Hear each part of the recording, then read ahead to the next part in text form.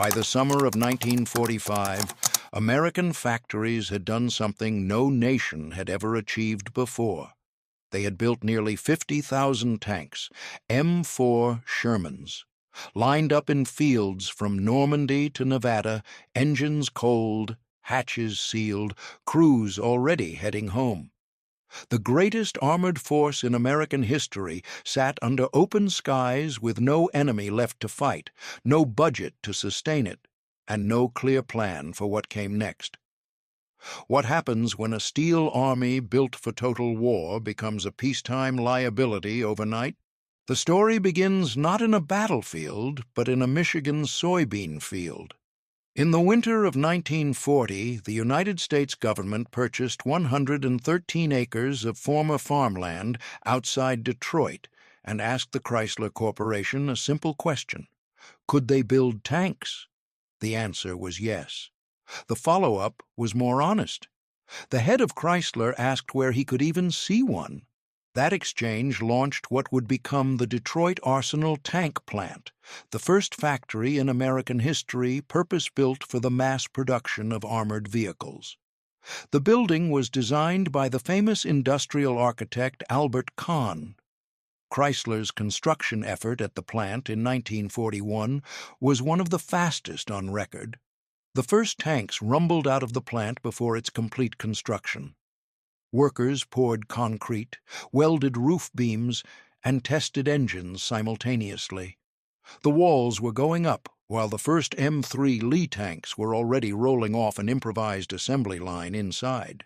It was a factory being born and producing at the same time, a kind of industrial impossibility made routine by urgency. By 1942, the plant had switched over to the M4 Sherman, and the pace became staggering.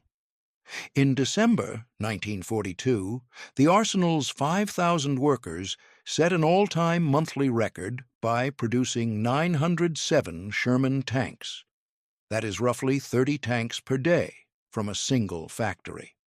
Imagine a fully assembled 33-ton armored vehicle emerging from a building every 45 minutes, around the clock, for an entire month. But the Detroit arsenal was not alone. A total of 49,324 Sherman tanks were produced in 11 plants between 1942 and 1946. The production was distributed across the industrial geography of America. Chrysler ran the Detroit arsenal. Fisher Body, a division of General Motors, built a second plant in Grand Blanc, south of Flint.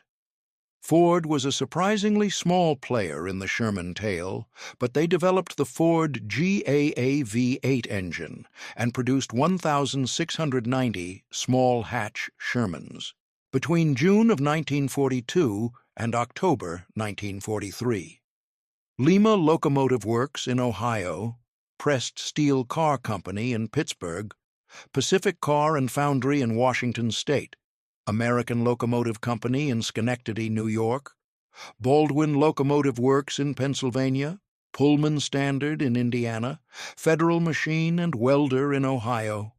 Montreal Locomotive Works in Canada produced a variant called the Grizzly. Each factory put its own subtle fingerprint on the machine, a different hinge here, a slightly different lift ring there, but the parts were interchangeable. That was the genius. The Sherman was not just a weapon, it was a system designed from the start for mass production, standardization, and global logistics. The tank itself weighed approximately 33 tons. It carried a crew of 5, commander, gunner, loader, driver, and co-driver, who also served as hull gunner. The tank had a maximum speed of 38 to 46 kilometers per hour and a range of 160 to 240 kilometers, depending on the variant. Early models carried a 75mm main gun, adequate for infantry support and lighter enemy armor, but increasingly outmatched by the Germans' heavier designs as the war progressed. By 1944, the M4 was inferior in firepower and armor compared to the increasing numbers of German upgraded medium tanks and heavy tanks. But the Sherman could be fixed in the field. It could be shipped across an ocean. It could be replaced. And that is the critical point. The Sherman was never designed to win individual duels against tigers or panthers. It was designed to be everywhere at once. They were used in all combat theaters, not only by the United States, but also by Great Britain, the Free French, China, and even the Soviet Union. The British received far more M4 medium tanks, 17,181, roughly 34% of all M4s produced, than any other Allied nation. Thousands went to the Soviets under Lend-Lease, thousands more to the Free French. The Sherman fought at El Alamein in the western desert. It fought at Cassino in Italy. It waded ashore at Normandy. It crawled through hedgerows in bocage country. It rumbled across the Rhine. It burned through the Pacific from Tarawa to Okinawa. When the M4 tank first went into combat in North Africa with the British Army at the Second Battle of El Alamein in late 1942, it increased the advantage of Allied armor over Axis armor. It was not perfect. It was not feared. But it was there, in numbers no enemy could match. The Continental R975 radial engine, adapted from an aircraft design, roared in the rear. The vertical volute spring suspension clattered across broken roads. The turret traversed with a whine. The 75 barked. And if that Sherman burned or broke, another one came forward, and another, and another. The cost of this miracle was borne by American workers, many of them women, who stood on factory floors in Michigan and Ohio and Indiana through triple shifts. During World War II, the Detroit Arsenal tank plant built a quarter of the 89,568 tanks produced in the U.S. overall. That single facility in Warren, Michigan, matched the entire tank output of Great Britain or Germany across the war. By the spring of 1945, the wave was cresting. Factories were still running, contracts still open, Shermans still rolling off the line. The Ford GAA engines were still being bolted in. The welding torches still flared. But the front lines were collapsing. Germany was being overrun from west and east. Japan was being firebombed into ruin. The war was ending faster than anyone had projected, and the production lines did not know how to stop. The Sherman had become the most produced American tank in history. The only World War II-era tank to exceed the M4's production numbers was the Soviet T-34, with approximately 84,070 units built. America now possessed a steel avalanche. It had built a weapon for total war, and total war was about to end. No one had written a plan for what came after. If this history matters to you, like and subscribe, so these stories aren't lost. August 1945 arrived like a door slamming. On August 6th, the first atomic bomb fell on Hiroshima. On August 9th, the second fell on Nagasaki. On August 14th, Japan announced its intention to surrender. On September 2nd, aboard the USS Missouri in Tokyo Bay, the formal documents were signed. World War II was over, and the machinery of the most powerful military in human history had to reverse itself in a matter of weeks. The pressure did not come from generals. It came from mothers, fathers, wives, and congressmen. The rallying cry across America was simple and absolute. Bring the boys home. The number of personnel in the U.S. military between mid-1945 and mid-1947 was reduced almost 90%, from more than 12 million to about 1.5 million. Think about that figure. 90%. It was not a drawdown, it was an evaporation. Between September and December 1945, the Army discharged an average of 1.2 million soldiers per month. 1 million men were discharged from the military in December 1945 alone. Soldiers were leaving faster than the Army could process paperwork. Training centers became separation centers. Combat divisions became holding pens. By the time the U.S. Army's demobilization officially ended on June 30th, 1947, the Army had decreased from 8 million soldiers in 1945 to 684,000, and the total number of active divisions dropped from 89 to 12. General George Marshall, the Army Chief of Staff who had orchestrated the war's logistics, gave demobilization a name that was not a compliment. He quipped that Operation Magic Carpet was not a demobilization, but rather a rout.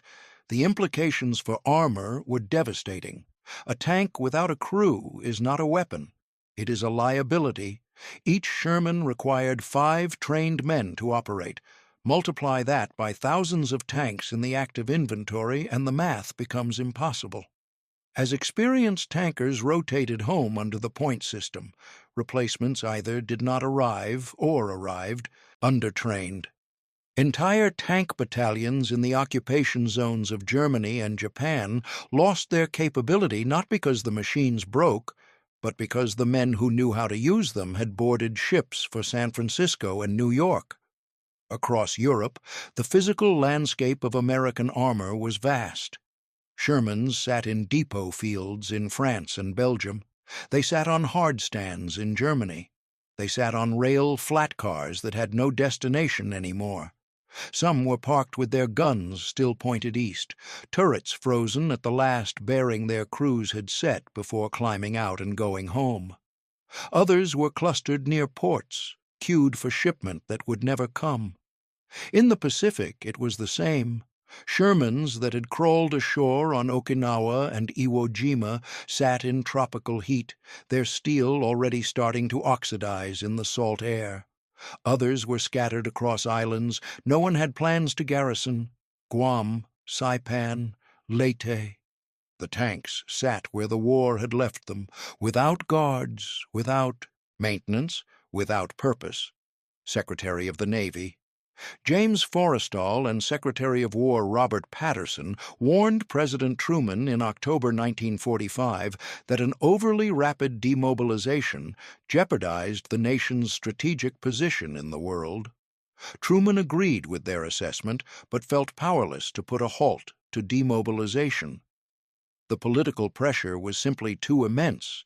Congress was receiving bags of mail. Servicemen's wives organized over 200 groups under the banner of Bring Daddy Home, sending baby shoes to their representatives with notes pinned to the laces.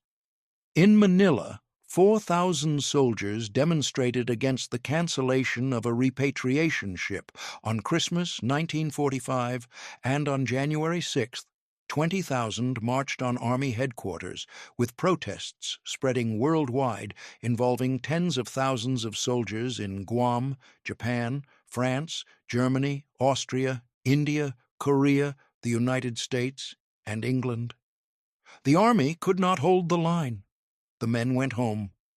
The tanks stayed behind. And the question that had been forming in the background since VE Day now moved to the foreground. The United States had built an armored force of nearly 50,000 Shermans. It was the largest fleet of standardized medium tanks any nation had ever assembled. The war that justified every one of them was now over. The men who crewed them were now civilians. The budgets that paid for them were shrinking by the week. What exactly was the country supposed to do with all that steel? The answer, like most answers in bureaucracies, would come slowly, unevenly, and with consequences no one anticipated. There is a cost to keeping a tank alive, and it begins the moment the engine shuts off. A Sherman tank sitting in a field does not simply wait. It corrodes. Steel exposed to moisture rusts. Rubber seals dry out and crack in heat, swell and distort in cold. Engine oil settles and degrades. Transmission fluid thickens. Batteries drain. Tracks, those great loops of jointed steel that carry 33 tons of hull and turret, begin to seize against their pins if they are not exercised. A tank that sits for 6 months without maintenance is a tank that may not start again without serious mechanical intervention. Now multiply that by tens of thousands. The United States in the autumn of 1945 held somewhere around 15 to 20,000 Shermans in its own active or reserve inventory. Thousands more were still in Europe and the Pacific, belonging to commands that were dissolving by the day. Each one of those tanks required periodic engine turns, battery checks, lubricant, cycling, and corrosion prevention. Each one occupied space, and space cost money, whether it was a concrete hardstand in Germany or a dirt lot at Fort Knox.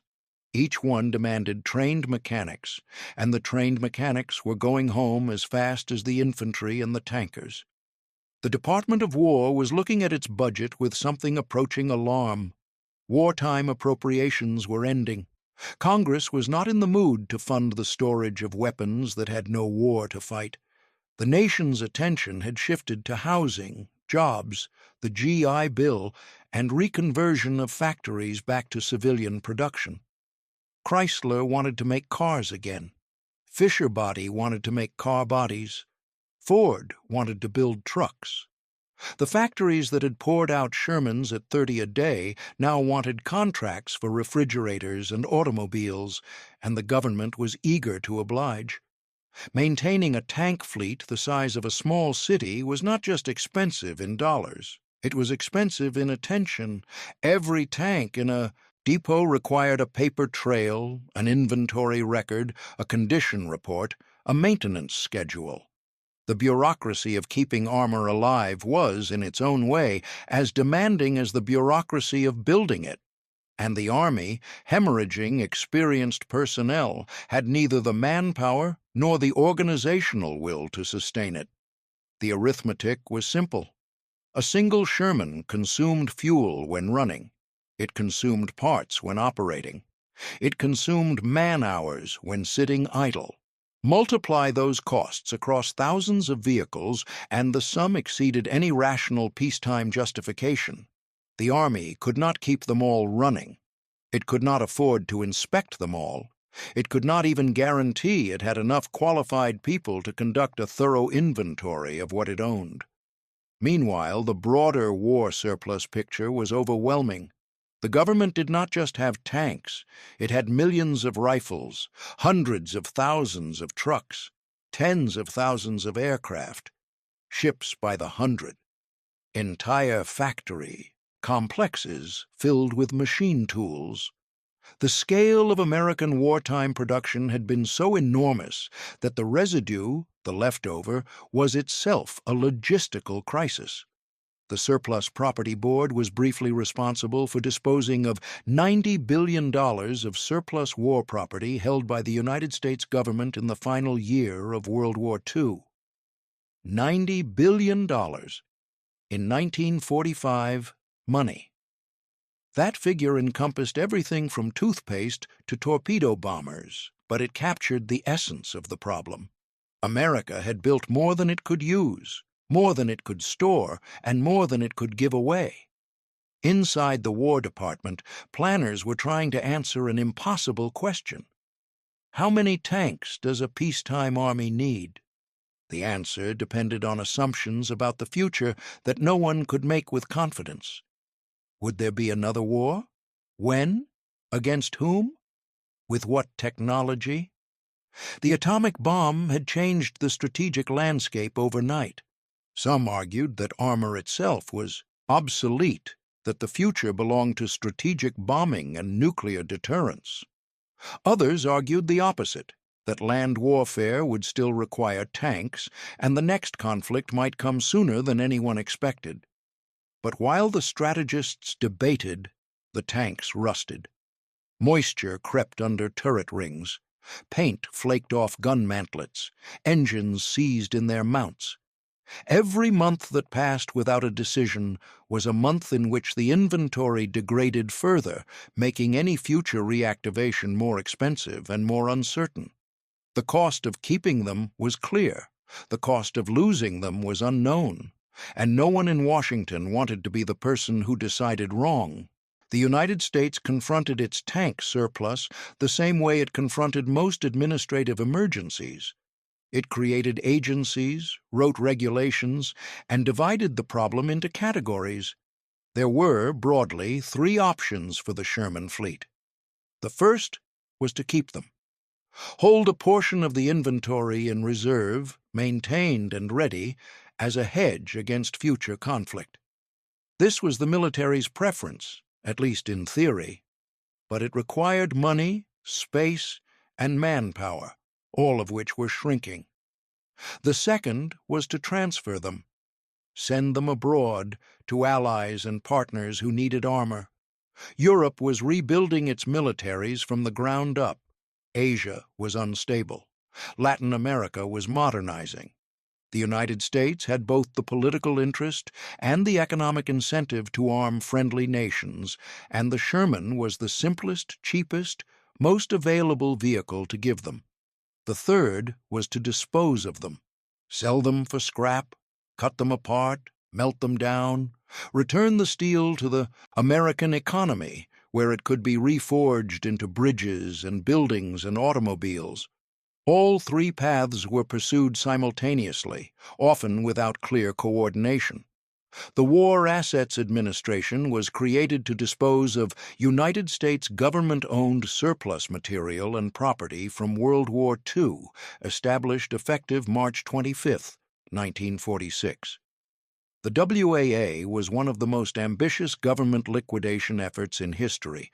Hundreds of thousands of tons of surplus military equipment, from mess kits to tanks, airplanes, machine guns, artillery, and even warships, were offered for sale as scrap by the WAA.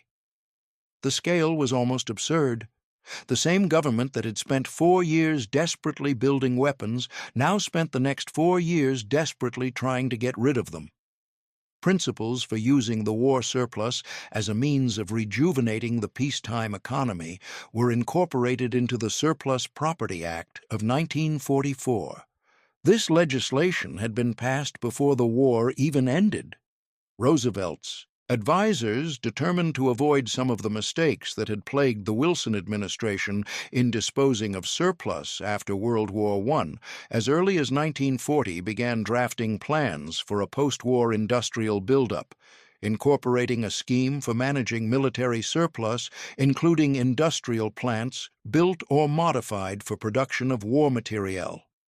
The lesson of 1918, when the government dumped surplus clumsily in depressed markets, was still fresh in institutional memory. The amount of surplus property was so vast that private manufacturers feared that, once offered for sale, it would harm domestic markets for privately produced goods and exacerbate a post-war recession. If the government flooded the market with cheap steel, it could undercut the price of new steel. If it sold trucks and vehicles at pennies on the dollar, it could suppress demand for new production. The disposal of war surplus was not just a logistical task, it was an economic tightrope. For tanks, specifically, the problem was unique. You could sell a surplus truck to a farmer. You could sell surplus boots to a department store. You could not sell a 33-ton armored vehicle to anyone who had a legal right to own one. Tanks were weapons of war, and their sale was governed by international agreements, State Department policy, and the strategic calculations of an emerging Cold War. Every Sherman that left American hands had to go somewhere deliberate: a friendly government, an allied military, a scrapyard. The decision tree, tank by tank and lot by lot, was slow, political, and imperfect. Meanwhile, in the Pacific, the Foreign Liquidation Commission handled overseas surplus. It fell to the Foreign Liquidation Commission to disperse surplus material amongst war-ravaged Pacific nations.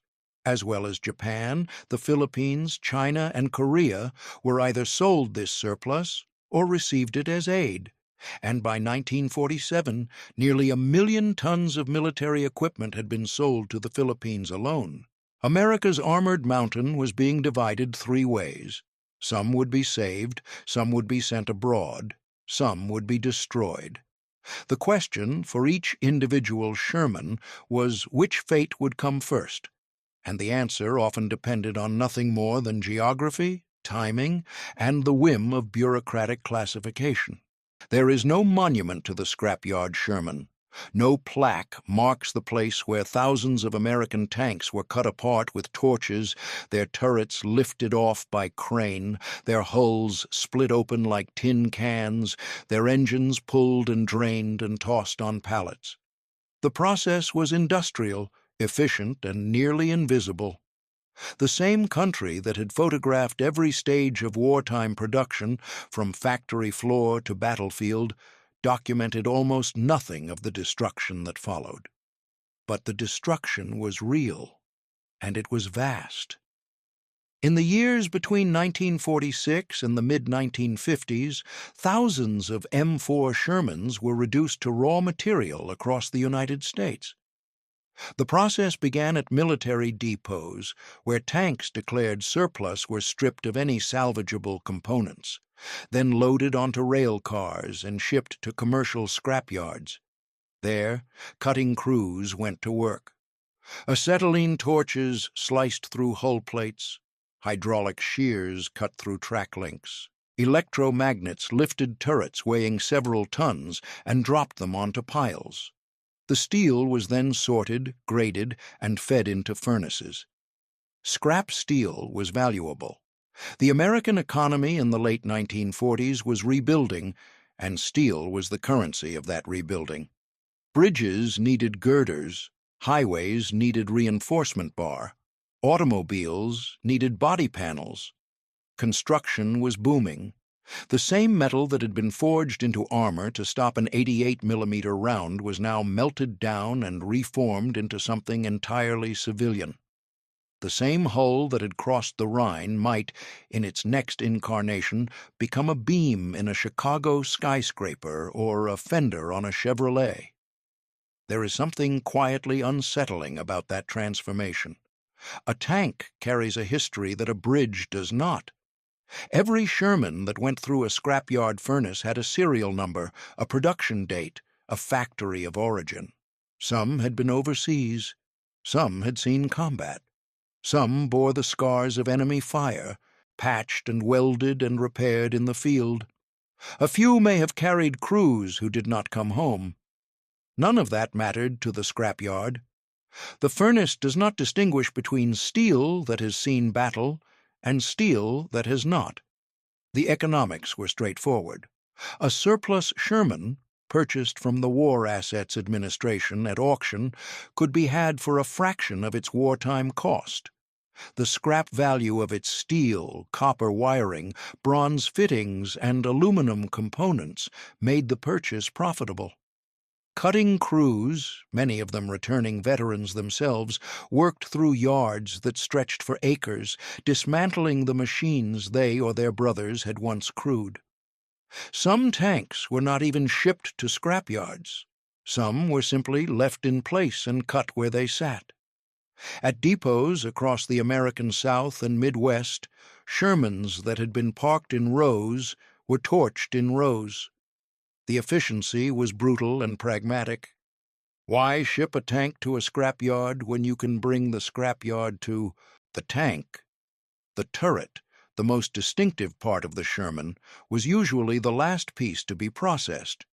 Heavy, cast in one piece in many variants, it required specialized equipment to handle. Some turrets were simply buried. Others were used as targets on military ranges, absorbing the rounds of a new generation of weapons. A few ended up as unauthorized lawn ornaments, dragged to farms and ranches by civilians who had purchased surplus lots without fully understanding what they had bought. By the early 1950s, the scrapyard phase had consumed thousands of Shermans. The exact number is difficult to determine because the records, like the tanks themselves, were not always carefully preserved. The War Assets Administration tracked lots and sales, not individual vehicle fates. A manifest might record the sale of 50 tanks to a scrap dealer in Pennsylvania without noting their serial numbers, their variant types, or their service histories. What is known is that the steel went back into the American economy. It was absorbed, recycled, transformed. The Shermans ceased to exist as a weapon and became raw material for a nation that was building suburbs, highways, and a consumer economy at a pace that rivaled the wartime production surge itself. The industrial logic was perfect, the historical cost was invisible, and the furnace did not pause. Not every Sherman went to the torch. Across the United States and in forward deployed locations in Europe and the Pacific, the Army maintained a network of storage depots where armored vehicles were parked in enormous quantities, preserved against future need. These were not garage-style facilities. They were open-air lots, sometimes spanning hundreds of acres, where tanks were arranged in long, orderly rows that stretched to the horizon. The preservation process, called cocooning or mothballing, was laborious but essential. Each tank destined for long-term storage had to be drained of fluids, sealed against moisture, and coated with a heavy protective compound called cosmoline, a petroleum-based grease that formed a waxy barrier over exposed metal surfaces. Breech mechanisms were greased, muzzles were capped, hatches were sealed with gaskets, optical instruments were removed and stored separately. Batteries were pulled. The idea was to create a static, inert machine that could, in theory, be reactivated within weeks or months if the need arose. In practice, the process was imperfect. Cosmoline cracked in extreme heat. Moisture found its way past seals, particularly in humid climates. Rubber components degraded over time regardless of treatment. A tank stored for 2 years in the desert Southwest might emerge in better condition than one stored for 6 months in the tidewater of Virginia. Geography mattered, climate mattered, and the attention of the maintenance crew mattered most of all, because a tank that was inspected every 60 days had a different future than one that was inspected once and then forgotten. The largest stateside depots were concentrated in the interior: Sierra Army Depot in California, Anniston Army Depot in Alabama, Red River Army Depot in Texas, Tooele Army Depot in Utah, Letterkenny in Pennsylvania. These facilities stored not just tanks, but all categories of heavy equipment, from artillery pieces to half-tracks to self-propelled guns. The tank rows were one part of a larger tableau of mothballed military power, and the sheer visual scale was staggering. Aerial photographs from the late 1940s show hundreds of armored vehicles parked in formation, their turrets pointed uniformly, their profiles casting identical shadows across dirt lots. In Europe, the picture was more complicated. The United States maintained large depots in France, Belgium, and later in Germany as part of its occupation and emerging Cold War posture. Shermans stored at these locations served a dual purpose. They were a reserve force, yes, but they were also a signal, a physical demonstration that American armor remained on the continent even after the fighting had stopped. Some European depots also housed tanks earmarked for transfer to Allied nations under emerging aid programs, tanks that were in administrative limbo, waiting for diplomatic agreements to be finalized before they could move. But storage is not preservation in perpetuity. It is a bet that someone will need these machines before they deteriorate beyond the point of practical recovery.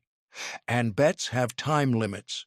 Every year that passed, the cost of maintaining the depots grew, the condition of the stored vehicles declined, and the argument for keeping them became harder to justify. By the late 1940s, the question was no longer whether America could afford to keep all its Shermans. It could not. The question was whether it could afford to keep any, and if so, how many, and which ones. The best variants, the M4 A3E8S, with their improved suspension and 76mm guns, were the most likely to be retained. Older models, with narrow tracks, weaker guns, and gasoline-fueled Continental radial engines, were the first to be declared surplus. The storage lots began to thin, but they did not empty. Not yet. Because somewhere on the other side of the world, a different kind of pressure was building. One that would give those stored Shermans a purpose no one had planned for. The Cold War did not arrive with a single event. It accumulated. In 1947, the Truman Doctrine committed the United States to supporting nations resisting communist expansion. That same year, the Marshall Plan began pouring economic aid into Western Europe. In 1948, the Soviet Union blockaded West Berlin, and American planes flew around the clock to keep the city alive. In 1949, the Soviets tested their first atomic bomb, and China fell to Mao Zedong's communists. The geopolitical landscape hardened, alliances solidified, budgets began slowly to reverse direction. And then, on June 25, 1950, North Korean forces crossed the 38th parallel and invaded South Korea.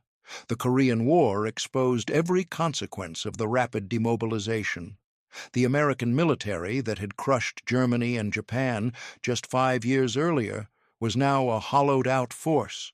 After World War II, significant budget cuts and rapid demobilization had impaired the Army's ability to store and maintain equipment. While machine guns and towed artillery were available in quantity, self-propelled equipment, new tanks, and anti-aircraft artillery were generally unavailable and in poor condition.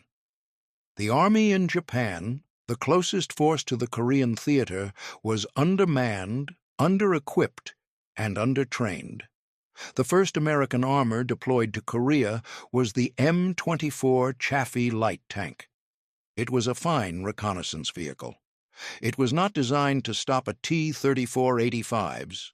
The first American armor deployed in Korea was the M24 Chaffee, and while an excellent light tank, it was ill-suited to facing the North Korean T-34-85s that had been instrumental in the taking of Seoul, making it clear that better tanks were needed. The answer was the Sherman. Again, at the outbreak of the war, the U.S. military tried to deploy the M4A3E8, but there were few tanks available for rapid deployment from the Far East due to disarmament after World War II. The U.S. Far East Command collected 58 M4A3E8 scattered throughout Japan, created the 8,072nd Temporary Tank Battalion on July 17th, and landed them in Busan on August 1st. A total of 679 M4A3E8s were deployed on the Korean Peninsula in 1950. Those 58 Shermans gathered from across Japan were the product of a frantic search. Storage yards, depot lots, and abandoned motor pools were scoured for anything that could run or be made to run. The machines were old, some still wearing Pacific campaign paint.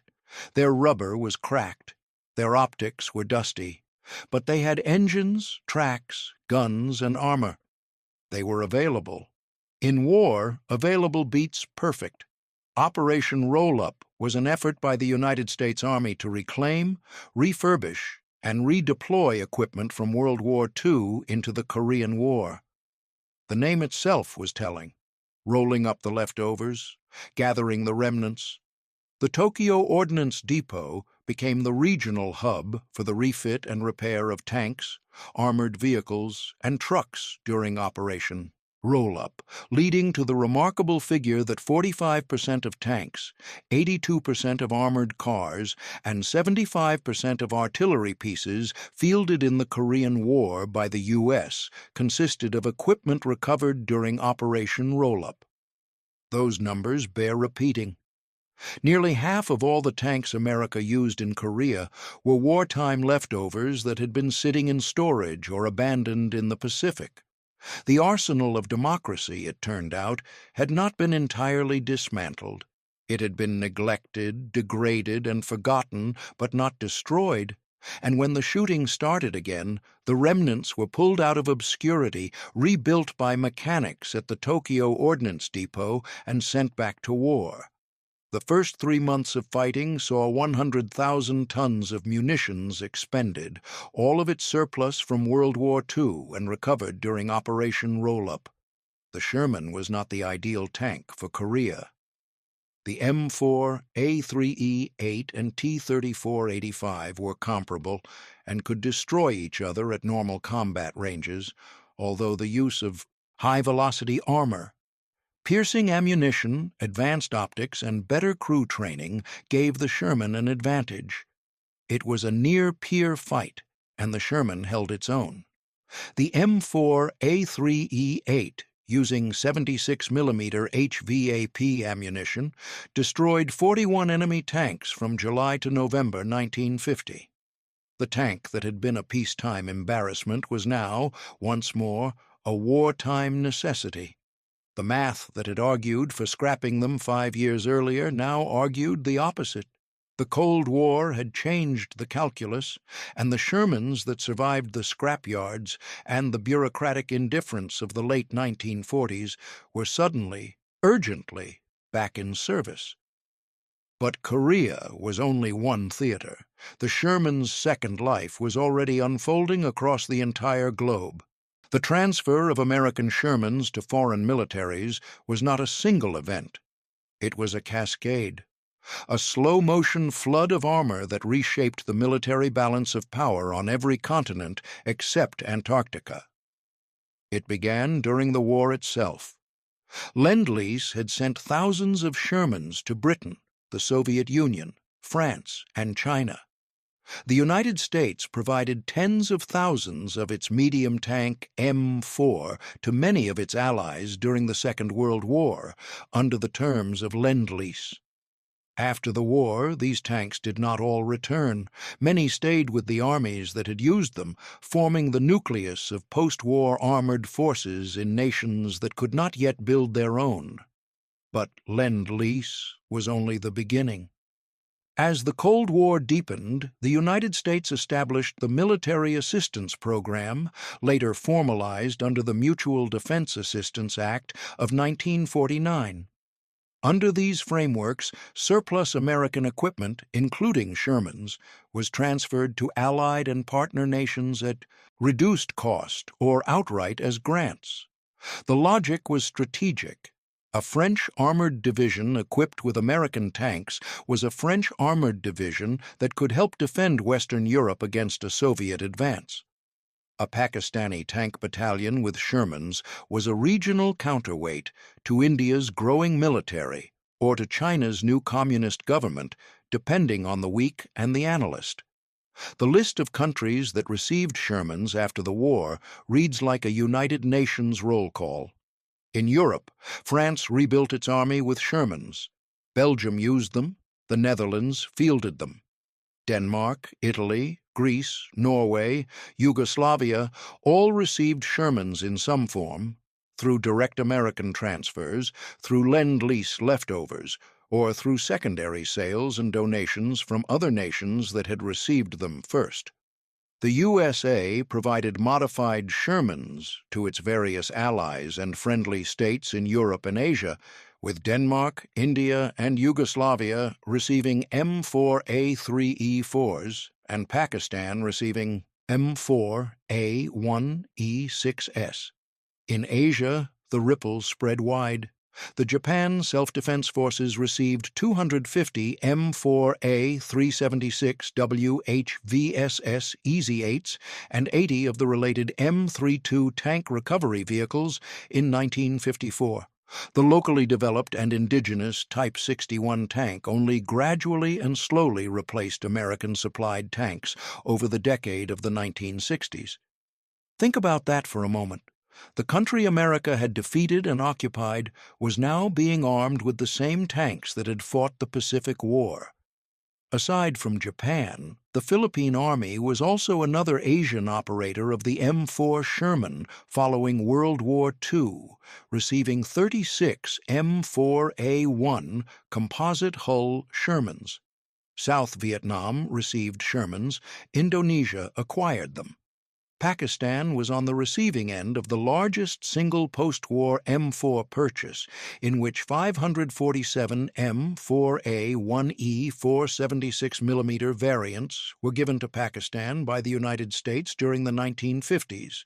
India also bought 200 M4A1E4s and M4A3E4s from the U.S. in the 1950s. Both nations received the same American tank from the same surplus pool and would eventually drive them against each other. In Latin America, the pattern repeated.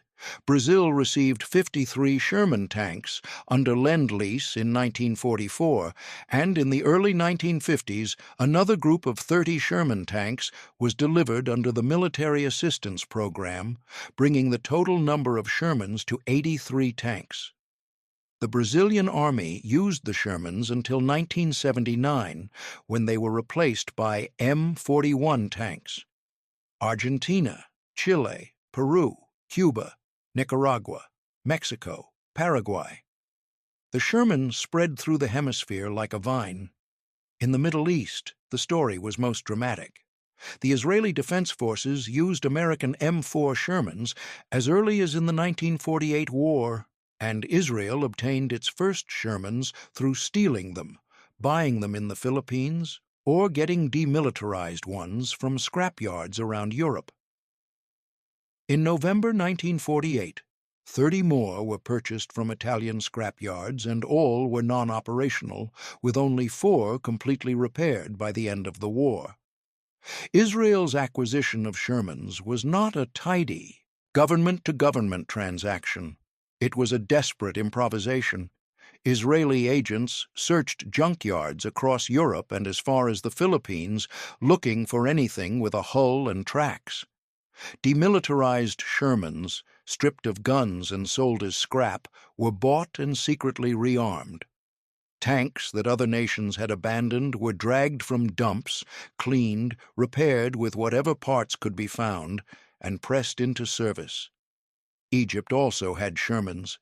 Egypt possessed a number of M4s from Great Britain after World War II and used at least 3 of these in the 1948 war against Israel, then received more M4A4s and M4A2s from Britain after the war.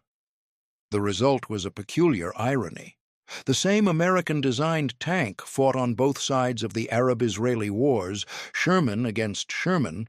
The machine's national identity dissolved into the politics of its operators. In every country that received them, the Shermans arrived as starter kits. They were affordable. They were understood. The parts supply, thanks to the enormous wartime production run, was vast. A mechanic in São Paulo could order the same transmission part as a mechanic in Seoul. The global infrastructure of the Sherman, its spare parts, its technical manuals, its training doctrine, was America's most underrated export. The tank that America no longer wanted had become the world's default armored vehicle. Not because it was the best, but because it was everywhere. The Sherman refused to die.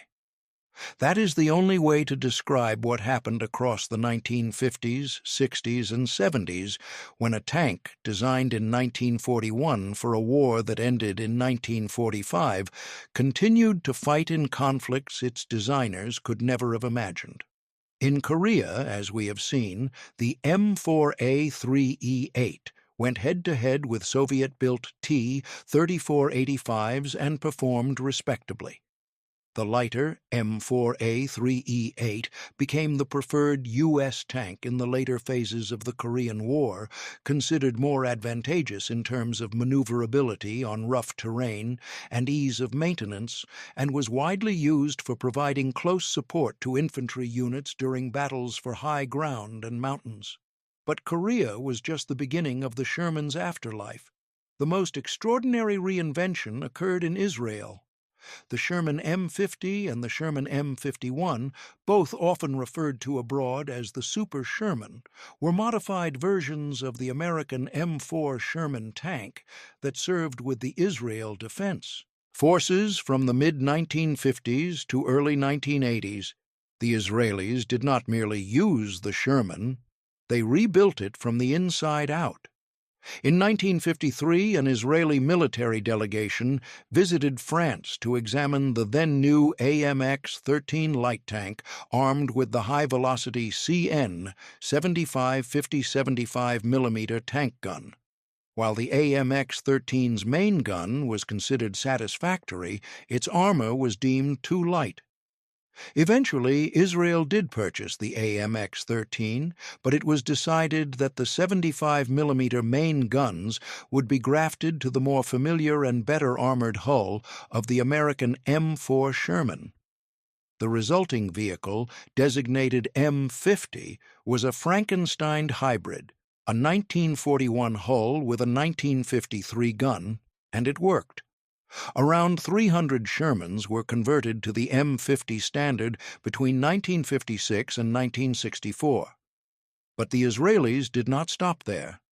In the 1960s, 180 Sherman tanks received a shortened version of the even more powerful French 105 mm Model F1 gun, with the barrel length reduced from 56 caliber to 51 and equipped with a unique double-baffle muzzle brake. In Israel, the gun was designated M51 and the tank the Sherman M51, using M4A1 hulls and the larger T-23 turrets from 76 mm armed Shermans, all fitted with Cummins diesel engines and HVSS suspension. This was no longer a Sherman in any meaningful sense except its silhouette. The M51 had a diesel engine where the original had a gasoline radial. It had a 105 mm gun where the original had a 75. It had wide tracks, improved suspension, and an entirely different fire control system.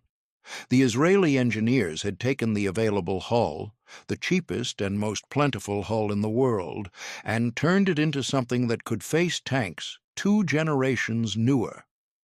Both the M50 and M51 saw combat in the Six-Day War that left the Golan Heights, the West Bank, and the Sinai Peninsula in Israeli hands, and both were also employed in the 1973 Yom Kippur War alongside and against much more modern tanks. In combat against the Arab armies, the M51 proved itself capable of fighting newer, heavier tanks like the Soviet-built T-54, T-55, and T-62, with its 105 mm gun able to penetrate these adversaries using heat ammunition. A tank born in the early 1940s was destroying Soviet armor of the late 1960s. The physics had not changed. The steel was the same. What changed was ingenuity. The Israelis, operating on a shoestring budget with a tiny industrial base, had stretched the Sherman service life by 3 decades through nothing more than resourceful engineering and the willingness to rebuild a machine until none of its original components remained. But the Sherman fought in other flags too. Around 300 of Pakistan's M4s saw their fair share of combat against various types of Indian armor in the Indo-Pakistani War of 1965 and the second one in 1971. The Sherman fought on both Indian and Pakistani sides in the Indo-Pakistani Wars. The same American tank on opposite sides of the same conflict, crude by men who had never set foot in America, fighting over territory that the tank's designers had never heard of. In Latin America, the Sherman lingered for decades. It was in Nicaragua, where most likely the Shermans saw action for the last time, during the Sandinista Revolution in 1978–79, when Nicaragua's National Guard made use of their tanks in urban warfare against the insurrection. Chile used Shermans into 1989. Another 100 were sold from Israel to Chile, who made further modifications and used them until 1999, and incredibly they remained in Chilean reserves until 2006. 2006, a tank designed before America entered World War II, was still listed in a national military inventory in the 21st century. The longevity is almost absurd. It makes the Sherman less a weapon and more a geological feature, something so deeply embedded in the global military landscape that it could not be fully removed. Despite being designed in 1941, the Sherman was still in service in many countries as far as the fall of the Iron Curtain in 1990. That is not a service life. That is a dynasty. And still, the supply of spare parts held.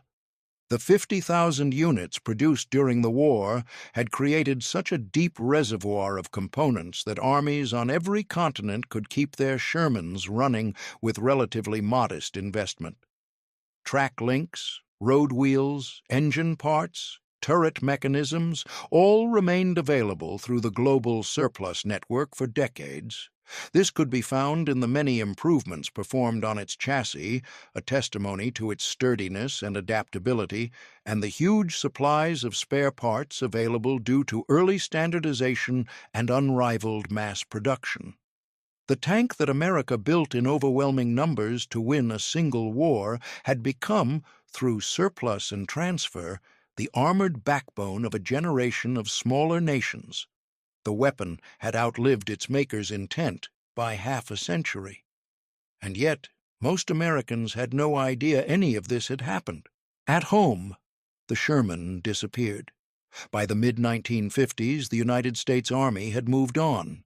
The U.S. Army replaced the M4 in 1957 in favor of the M47 Patton, M48 Patton, and M60 Patton.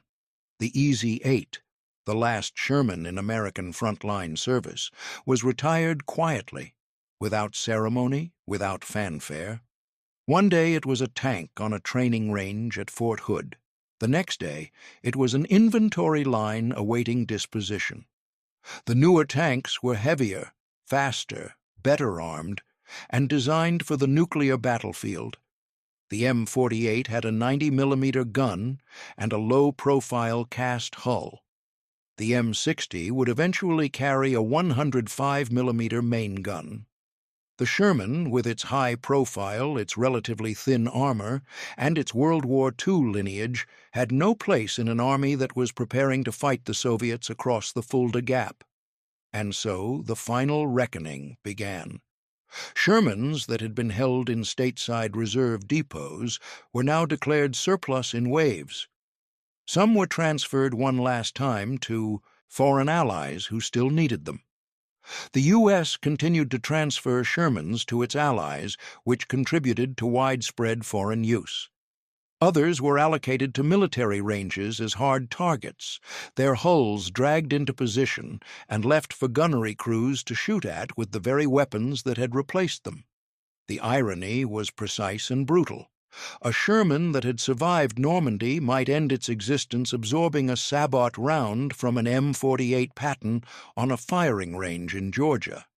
Some were sunk. The Navy and the Army Corps of Engineers used decommissioned tanks as artificial reef material, dropping them off barges into coastal waters where their hulls provided substrate for marine life. A Sherman resting on the ocean floor off the coast of Florida or the Carolinas, encrusted with barnacles and colonized by fish, is about as far from its intended purpose as any machine can get. Some were cannibalized. Their engines were pulled for use as industrial power plants or as spares for the remaining Shermans still in foreign service. Their road wheels were harvested. Their transmissions were crated and shipped to countries that still operated them. A single decommissioned Sherman could provide parts that kept 3 or 4 others running in distant armies. A few, a very few, survived intact. These were the ones that ended up in museums, on memorial pedestals, or in private collections. The National World War II Museum in New Orleans has one. The museum's Sherman is an M4A3, built by Ford Motor Company in 1943. Bovington Tank Museum in England has several. The American Heritage Museum, the Museum of American Armor, the Patton Museum. Each holds a Sherman or two, restored and painted in wartime markings, their engines sometimes still capable of running. But out of the nearly 50,000 produced, the number that survive in recognizable form is a tiny fraction. A few hundred at most, scattered across the world, in museums and private collections and memorial parks. The ratio of surviving tanks to total production is something like 1 in 100 or worse, a survival rate that makes the Sherman rarer, proportionally, than many ancient artifacts. The reason is simple. Steel is valuable. A tank that is not needed is a tank that takes up space. A tank that takes up space without justification is a tank that gets scrapped. And the scrapping continued year after year, decade after decade, until the great fleet that had once filled fields from Normandy to Nevada had been reduced to a handful of museum pieces and memorial plaques. Most Americans alive today have never seen a Sherman tank in person. Most have never touched one, climbed on one, or stood beside one, and understood, physically, the scale of what the country once built. The Sherman exists now primarily in photographs, in films, in video games, and in the diminishing memories of the men who crewed them. The Steel Army had come home, and home had melted it down. Return to the image. 1945, 50,000 tanks. Fields stretching to the horizon, rows of olive-drab steel, turrets capped, guns quiet, engines cold. The greatest armored force in American history, sitting in the aftermath of the greatest war in human history, with no enemy, no mission, and no future. America eliminated that surplus with the same efficiency it had built it. The same industrial logic that could produce 900 tanks in a single factory in a single month could, when directed the other way, dismantle thousands of them in a matter of years. The torch that welded the hull could also cut it apart. The crane that lifted the turret into place could also lift it off for the last time. The rail line that carried the finished tank to the coast could carry the scrapped hull to the furnace. Some were saved and stored, mothballed against future need, and when Korea erupted, those reserves proved essential. Nearly half the tanks America fielded in that war came from wartime leftovers recovered through Operation Roll-Up, a scrambling, improvised program that pulled rusting Shermans from Pacific Islands and Japanese depots and rebuilt them just in time. The decision to keep some, to maintain even a fraction of the arsenal, proved wise in ways that the budget cutters of 1946 had not foreseen. Some were transferred abroad, spreading the Sherman across dozens of countries on every inhabited continent. The surplus became a starter kit for Cold War alliances: France, Britain, Israel, India, Pakistan, Japan, Brazil, Argentina, Chile, the Philippines, Korea, Denmark, Yugoslavia, Norway, Nicaragua, Cuba, Iran. The M4 Sherman became the most globally distributed tank in history, not because it was the best, but because there were so many of them, and they were so cheap and so reliable and so available.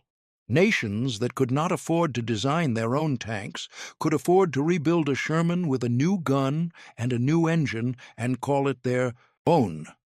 The Israeli Super Shermans, armed with French 105mm guns, fought Soviet tanks in 1973. Chilean Shermans survived until the 21st century. The global afterlife of the Sherman lasted longer than the wartime service that created it, and thousands, the majority, were scrapped, cut apart, melted down, returned to the earth and the economy as raw steel, indistinguishable from any other metal, carrying no memory of the crews who drove them or the battles where they fought. The furnace consumed them without ceremony, the scrapyard processed them without sentiment, the economy absorbed them without record. This is what happens when strategy changes. A nation can build 50,000 tanks in 3 years and make them disappear in 10. The footprint is enormous. The physical trace is almost nothing. A few hundred survivors in museums, a few thousand photographs, a few aging veterans who remember the sound of the Continental radial, the smell of cordite and exhaust, the way the turret rang when a round hit close. The M4 Sherman was not the best tank of the Second World War. It was not the most feared or the most powerful or the most survivable. But it was the most produced, the most distributed, the most rebuilt, and the most consequential in its afterlife. It won a war through numbers, then reshaped the Cold War through surplus, then vanished so thoroughly that most Americans cannot name the tank that defined their country's industrial supremacy. 50,000 built. A handful remain. Mountains of steel can disappear. All it takes is time, indifference, and a torch.